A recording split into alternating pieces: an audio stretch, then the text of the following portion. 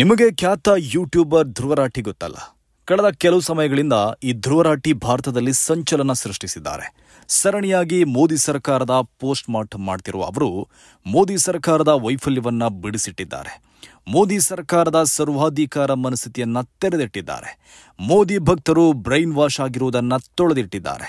ಧರ್ಮದ ಹೆಸರಲ್ಲಿ, ದೇವರ ಹೆಸರಲ್ಲಿ ಬಿಜೆಪಿ ಹೇಗೆ ರಾಜಕೀಯ ಆಟ ಆಡ್ತಿದೆ ಅನ್ನೋದನ್ನ ಜನರಿಗೆ ತಿಳಿಸಿಕೊಟ್ಟು ಜಾಗೃತಿ ಮಾಡ್ತಿದ್ದಾರೆ. ಮೋದಿ ಸರ್ಕಾರ ಭ್ರಷ್ಟಾಚಾರ ಮಾಡಿದ್ದನ್ನ, ತನಿಖಾ ತಂಡಗಳ ದುರ್ಬಳಕೆ ಮಾಡಿದ್ದನ್ನ ಅವರು ಎಕ್ಸ್ಪೋಸ್ ಮಾಡಿದ್ದಾರೆ.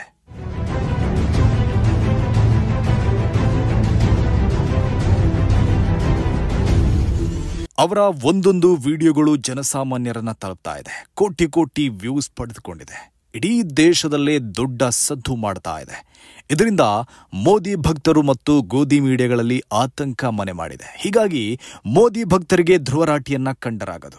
ಆದರೆ ಧ್ರುವರಾಟಿಯನ್ನ ವಿಚಾರಗಳ ಮೂಲಕ ಎದುರಿಸಲು ಅವರಿಂದ ಸಾಧ್ಯವಾಗ್ತಿಲ್ಲ. ಹೀಗಾಗಿ ಕೈಲಾಗದವರ ಕೊನೆಯ ಅಸ್ತ್ರ ಅಪಪ್ರಚಾರ ಎಂಬಂತೆ ಈ ಮೋದಿ ಭಕ್ತ ಪಡೆ ಈಗ ಧ್ರುವರಾಟಿ ವಿರುದ್ಧ ಅಪಪ್ರಚಾರಕ್ಕೆ ಇಳಿದಿದೆ.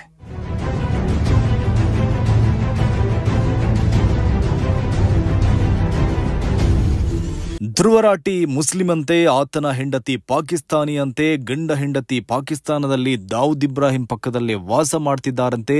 ಧ್ರುವರಾಟಿಗೆ ಐಎಸ್ಐ ರಕ್ಷಣೆ ಕೊಡ್ತಾ ಇದೆಯಂತೆ. ಹೀಗೆ ಧ್ರುವರಾಟಿ ವಿರುದ್ಧ ದೊಡ್ಡ ಅಪಪ್ರಚಾರ ನಡೀತಾ ಇದೆ. ಯಾಕೆಂದ್ರೆ ಧ್ರುವರಾಟಿ ಎತ್ತಿರುವ ಪ್ರಶ್ನೆಗಳಿಗೆ ಈ ಭಕ್ತ ಪಡೆಯ ಬಳಿ ಉತ್ತರವಿಲ್ಲ. ಧ್ರುವರಾಟಿಯ ವಿಚಾರಗಳನ್ನು ಎದುರಿಸಲು ಇವರ ಬಳಿ ಸರಕುಗಳಿಲ್ಲ. ಧ್ರುವರಾಟಿ ಬಯಲು ಮಾಡಿದ್ದನ್ನ ಸುಳ್ಳು ಎಂದು ನಿರೂಪಿಸಲು ಇವರ ಬಳಿ ಸಾಧ್ಯವಾಗ್ತಾ ಇಲ್ಲ. ಹೀಗಾಗಿ ಅವರು ಧ್ರುವರಾಟಿಯನ್ನ ಮುಸ್ಲಿಂ ಅಂತ ಅಪಪ್ರಚಾರಕ್ಕೆ ಇಳಿದಿದ್ದಾರೆ. ಒಬ್ಬ ಭಾರತೀಯ ಹಿಂದೂ ವ್ಯಕ್ತಿಯನ್ನ ಖಾಲಿ ತಲೆಯ ಭಕ್ತರು ಮುಸ್ಲಿಂ ಮಾಡಿಬಿಟ್ಟಿದ್ದಾರೆ. ಹರಿಯಾಣದ ರೋಹ್ಟಕ್ನ ಹಿಂದೂ ಯುವಕನನ್ನ ಅವರು ಮುಸ್ಲಿಂ ಎಂದು ಕತೆ ಕಟ್ಟಿದ್ದಾರೆ. BSF ಯೋಧನ ಮೊಮ್ಮಗನನ್ನ ಈ ಕುರುಡು ಭಕ್ತರು ಪಾಕಿಸ್ತಾನಿ ಮಾಡಿಬಿಟ್ಟಿದ್ದಾರೆ.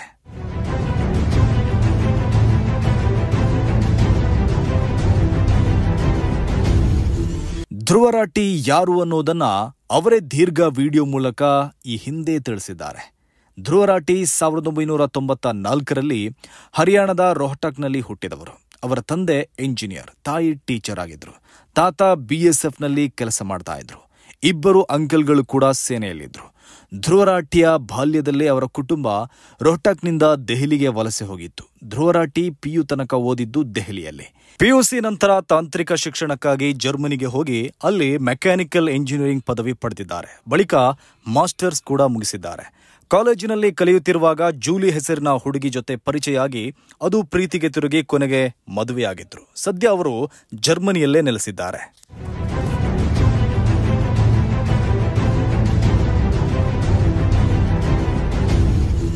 ಇದಿಷ್ಟು ವಾಸ್ತವ ಸಂಗತಿ. ಆದರೆ ಮೋದಿ ಭಕ್ತರು ಆತ ಧ್ರುವರಾಟಿ ಅಲ್ಲ, ಆತನ ನಿಜವಾದ ಹೆಸರು ಬದ್ರೂ ರಶೀದ್ ಅಂತ ಪುಂಗಿ ಬಿಡ್ತಾ ಇದ್ದಾರೆ. ಆತ ಲಾಹೋರಿನಲ್ಲಿ ಜನಿಸಿದವನು ಅಂತ ಸುಳ್ಳು ಹಬ್ಬಿಸ್ತಾ ಇದ್ದಾರೆ. ಆತನ ಪತ್ನಿ ಕೂಡ ಪಾಕಿಸ್ತಾನಿ ಅಂತ ಅಪಪ್ರಚಾರ ಮಾಡ್ತಾ ಇದ್ದಾರೆ.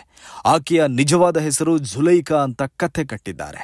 ಗಂಡ ಹೆಂಡತಿ ಇಬ್ಬರು ಇರೋದು ಜರ್ಮನಿಯಲ್ಲಿ ಅಲ್ಲ, ಕರಾಚಿಯಲ್ಲಿ ದಾವೂದ್ ಇಬ್ರಾಹಿಂನ ಬಂಗಲೆ ಪಕ್ಕದಲ್ಲಿ ಇಬ್ಬರು ವಾಸ ಮಾಡ್ತಾ ಇದ್ದು ಅವರಿಗೆ ಪಾಕಿಸ್ತಾನದ ISI ರಕ್ಷಣೆ ಕೊಡ್ತಿದೆ ಎಂದು ತಮ್ಮ ವಾಟ್ಸಪ್ಗಳಲ್ಲಿ ಅಪಪ್ರಚಾರ ಮಾಡ್ತಾ ಇದ್ದಾರೆ.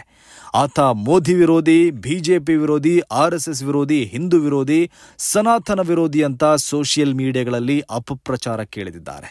ಅದರ ಸ್ಕ್ರೀನ್ ಶಾಟ್ಗಳು ವೈರಲ್ ಕೂಡ ಆಗಿದೆ. ಹೀಗೆ ಮೋದಿ ಭಕ್ತರ ವಾಟ್ಸಪ್ ಯೂನಿವರ್ಸಿಟಿಗಳಲ್ಲಿ ಸದ್ಯ ಧ್ರುವರಾಟಿ ಹೆಚ್ಚು ಚರ್ಚೆಯಾಗ್ತಾ ಇದ್ದಾರೆ. ಅಂದ್ರೆ ಧ್ರುವರಾಟಿ ಅವರು ಈ ಭಕ್ತ ಪಡೆಯನ್ನ ತುಂಬಾ ಕಾಡ್ತಿದ್ದಾರೆ ಅಂತ ಆಯಿತು.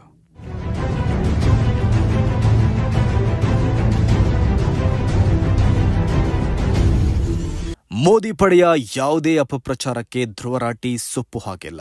ನನ್ನ ವಿಡಿಯೋಗಳಿಗೆ ಅವರ ಬಳಿ ಉತ್ತರವಿಲ್ಲ, ಹಾಗಾಗಿ ನಕಲಿ ಸುದ್ದಿ ಹಬ್ಬಿಸ್ತಿದ್ದಾರೆ ಅಂತ ತಿರುಗೇಟು ಕೊಟ್ಟಿದ್ದಾರೆ. ನನ್ನ ಪತ್ನಿಯನ್ನ ಎಳೆದು ತಂದಿರೋದು ಅವರ ಹತಾಶೆಯ ಪರಮಾವಧಿ ಎಂದಿದ್ದಾರೆ. ಭಕ್ತರ ಯಾವುದೇ ಅಪಪ್ರಚಾರಕ್ಕೆ ಕ್ಯಾರೆ ಮಾಡದೆ ಅವರು ಮತ್ತೆ ಮತ್ತೆ ಮೋದಿ ಸರ್ಕಾರವನ್ನ ಎಕ್ಸ್ಪೋಸ್ ಮಾಡ್ತಿದ್ದಾರೆ. ಭಾರತದ ಪ್ರಜಾತಂತ್ರ ಮತ್ತು ಸಂವಿಧಾನ ಉಳಿಯಬೇಕಾದ್ರೆ ಮೋದಿಯವರು ಸೋತು ಅಧಿಕಾರ ಕಳೆದುಕೊಳ್ಬೇಕು ಅನ್ನೋದನ್ನ ಜನರಿಗೆ ಮನದಟ್ಟು ಮಾಡಿಕೊಡ್ತಾ ಇದ್ದಾರೆ. ಇದನ್ನ ಭಕ್ತರಿಗೆ ಅರಗಿಸಿಕೊಳ್ಳಲು ಸಾಧ್ಯವಾಗ್ತಾ ಇಲ್ಲ. ಹಾಗಾಗಿ ಭಕ್ತರು ಕೂಡ ಅಪಪ್ರಚಾರದಲ್ಲೇ ಮುಳುಗಿದ್ದಾರೆ. ಆದರೆ ಧ್ರುವರಾಟಿಯ ಪ್ರಚಾರದ ಮುಂದೆ ಕುರುಡು ಭಕ್ತರ ಅಪಪ್ರಚಾರ ಸೋತು ಹೋಗಿದೆ.